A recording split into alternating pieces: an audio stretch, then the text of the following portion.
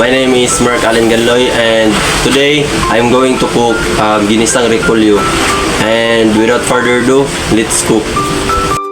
First is gi-open sana ako ang gas stove and then gibutang na ako ang cooking pan and then gi-make sure na ako na align ang cooking pan sa gas stove.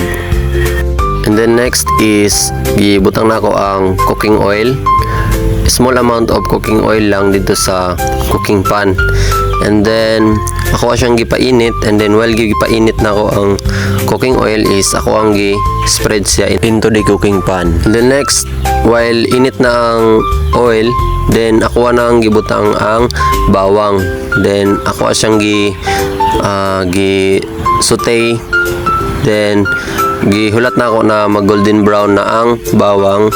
Then next is gibutang na ako ang sliced onion.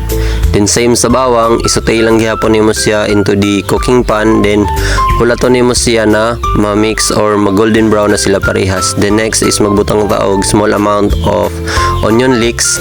Then magbilin lang ta na og dahon kay para gamito nato na para sa garnish. Then same as usual, atwa lang isutay.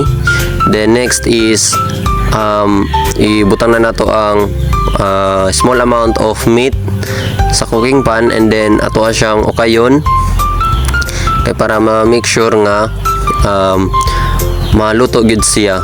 And then next is plastaron lang nato diha, tapos suman is magbutang taog small amount of soy sauce dito sa meat kay para ma-absorb niya ang lasa sa soy sauce.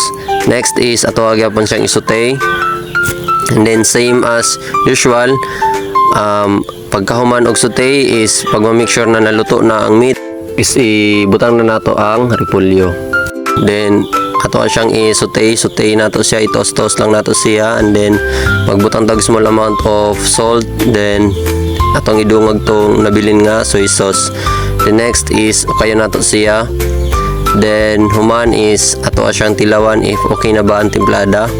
Then kay okay naman ang timplada, so diri last okay ato siyang i-kuan nga i-finalize na nga okay. Then next is diri ato na siyang hukadon into the plate nga to ang butangan siya ha para kauman ani is ready to serve na siya. The next is mao na ni ang resulta. So diri gibutangan na nato siya og garnish nga onion leeks, dahon sa onion leeks. Then wala na siya ready for serve na. Hi everyone, so karon luto na ang atong ginisang repolyo and karon natuan ni siyang tilawan kung lami ba siya or dili.